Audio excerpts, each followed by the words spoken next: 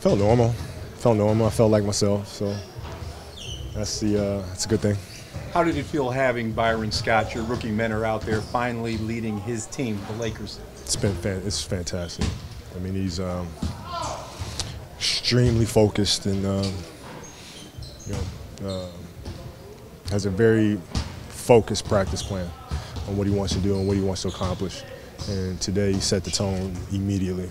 What was the major emphasis of today's first practice? Running and conditioning. I mean, that's the biggest part. I mean, everybody wants to play defense, but when you're not in the condition to play defense, you go back to your natural instinct, which is playing offense first. And so today was a really, really big conditioning day. How big of a difference was it in terms of coaches you played for where defense was the priority? It was one of the most running. It's probably the most running I've ever done in an NBA practice. Actually, yeah, it is, for sure. For sure. I've never ran this much in an NBA practice. How did your body feel after you completed the 2 hours and 15 minutes? I feel fine. I mean, he set me out for the last 30 or 40 minutes or so of the practice just to make sure, we stick to the plan of having something left in the tank every single day. But I mean, we did a tremendous amount of running, but I feel great. You had a team dinner last night. What was your message to your teammates? Well, I mean, it's along the lines of focusing on bettering yourself and proving to yourself that you belong. I mean, it starts there, and then collectively, we pick each other up, from that standpoint. What's the game plan for you, practice-wise? Is there a limit, or is there? No, I think we kind of just we play it by ear. I mean, we do all the important work, a lot of running, a lot of conditioning. Then at a certain point, when it's 30 or 40 minutes to go or something like that, like today, we shut it down just to make sure we have enough. Kobe, what continues to drive you in this game? We've been late for a while now, but what drives you? I love playing the game. I truly enjoy it, and right now, the game was becoming a little stale. But I think the Achilles injury just ignited a new challenge for me, personally, to see if I can do this, right? Because you don't know. So that's a challenge that really presented itself to see if I can make this a successful comeback. Are there things you need to prove to yourself, to others, to anybody else about this? Well, I mean, my concerns are probably no different than everybody else's in terms of being able to come back from this. So I think a lot of it's the same thing. I mean, if I can prove to myself that I can do this thing, I think I'll prove it to everybody else as well. Was today more physically or mentally challenging? It's always both. I mean, because when you get really exhausted and you're tired, I mean, that's when the mental aspect kicks in, right? You got to try to fight through it. You can't, I guess, prove it to yourself till the games, I assume, or can you get where you need to be in training camp or feel confident? Yeah, one step at a time. You take it day by day, and today was a really good day, and you do some recovery, come back tomorrow, and chip away at it again. So, it's just it's an everyday process. How did Steve Nash look out there today? Looked like Steve Nash. Kobe, what was your initial reaction when you learned that Gasol was leaving the Lakers? Well, he called me. He called me and told me, and I was sad because when he got here is when we turned this organization around. And this is something that he and I built. So I was sad, and I told him that. But at the same time, I was happy for him because he felt really excited and kind of felt rejuvenated by going to a new situation. So, at the end of the day, he's my brother before basketball, and we'll always have that friendship. So I'm happy. Anyone stand out as far as conditioning ahead of the pack? Any of the young guys or newcomers? Yeah, Price looked really good. Okay. Price looked really good. It looked like he could run all day. Kobe, does this team have the ingredients to accomplish what you want to accomplish? Yeah, I mean, we certainly have a lot of ingredients. Now it's just a matter of cooking them the right way, right, and putting guys in the right positions to be successful.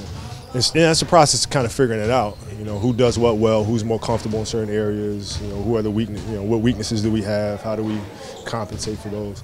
I mean, that's just a process that takes time. What's the key for this group to becoming better defensively? Mental preparation, paying attention to details, doing your homework. Kobe, given the personnel, how good can this team be defensively? I don't know. I mean, it's you never know. I mean, you have teams that on paper look like they have all the talent in the world to be a great defensive team, and they're horrible. And other teams, not so much, and they're fantastic. So it really depends how we prepare and scheme together as a group. Obviously, there were so many injuries last year, but what issues did you see defensively? What, last year? Yeah. We didn't play any. Coach, how do you envision leading this team versus past years when you led teams to championships, and led teams through trying to get through the process? So it's a little different. I mean, the guys I have on the team now are so much younger. You know, it requires, you know, a little different touch. And, you know, most of the guys I don't know personally, so it takes some time to get to know them a little bit, get to know their personalities. In the past, I knew all the guys. You know, the guys have been in the league for a while. Most of them were veterans, so you're familiar with them a little bit more. These guys, not so much. So it's going to take a little time to get to know them a little bit. You still trying to figure out when you can be hard, when you can be easier on them, how to put the Well, on their neck, not to put them. Well, I mean, you know, yeah, I mean, it's always a personal touch, right? Every player is different. You got to communicate with every player a little differently. And that takes some time to get to know them. But you know, from a basic level, when you step on the court, things need to be done right. Things need to be done efficiently, and that doesn't change, right? In terms of how you communicate it to a player changes, but you know, those things don't change no matter who it is. So does Byron take more of a role of a bad cop kind of? D'Antoni didn't seem like a bad cop type, and maybe you took that role. Well, I mean, you gotta understand, he was my rookie mentor, so right. So you know, we both. Yeah, we both push guys pretty hard. Do you like the ties to Pat Riley that he has? He's kind of a disciple of Riley. You grew up a Lakers fan. Yeah, man. Yeah, it's vintage, man. Oh, yeah. At least a touch of the Riley kind of style. Absolutely. I mean, I was a big fan of them. I've read up on their practices and you know, watched every Laker video I possibly could. And so no surprise you guys are running today. No, God no. How does it help that you have a coach who, when you play with him, he's basically where you are now. He's been that the older veteran guard in the league. How does that help both of you guys? Well, because we've been there and we understand the position that these young guys are in and what they want to accomplish with their careers, and we know how to get there. And then, you know, I think it also helps because Byron dealt with me when I was 17, 18 years old, right? So he knows how to communicate with guys in that position. And you know, like Julius, who's 19. Years old, and you know, I've been in that seat. I've also been in the seat of being a veteran. I've also been in the seat of having a great mentor and understanding what that's like from an 18-year-old's perspective of what I needed and what I needed to hear. So, but how can he help you because he's been where you are now? That's just you individually. Well, honestly, we see things the same way. Really, I mean, it's not. You know, it's. When we have discussions, it's really just kind of checking and discussing, you know, what we should do here, what we shouldn't do here, you know, this player here, this player there, things that he might have observed, things that I might have observed, and how to relate to guys. But in terms of philosophically, I mean, it's identical. What do you remember about that Byron Scott? 97? Yeah. Absolute professional. Absolute professional. I mean, it's no accident that you look at the two guys the young guys on that team and how we turned out. Is myself and Derek Fisher. And we had incredible veterans. I mean, him, Jerome Kersey was another one. I mean, these guys were really solid veterans, man. And, he's just absolute professional. What traits does Byron possess that's going to make him successful here, leading this franchise back to where it's supposed to be? No, because it's winning a championship or nothing. I mean, that's the only thing that matters to him. And you know, it sounds a little harsh, but you know, that's the price of winning as many championships as this organization has. Hey, Kobe, there's going to be some practices where you and Steve are kind of held out, and you guys are talking. What are those conversations like? Probably. I mean, it's really just a feel and looking at the schedule and you know and being really smart and pacing things out. What's your mental checklist with your specific parts of your game? I mean, you focus on one side of the ball for a while, and then the other side. As you go through this, is it going to be organic? I'm past that. I'm past that. I don't need to do any more checklists now. I'm good. You worked out with Wes Johnson starting in April. What What was it about Wes that attracted you to him? He's a hard worker and was committed to getting better. And, you know, every day he'd drive out to Orange County and you know, he'd be up there at 7 in the morning, ready to work. As you guys roll things out over the next month, playing live games, is there anything you're apprehensive about or you're anxious to see?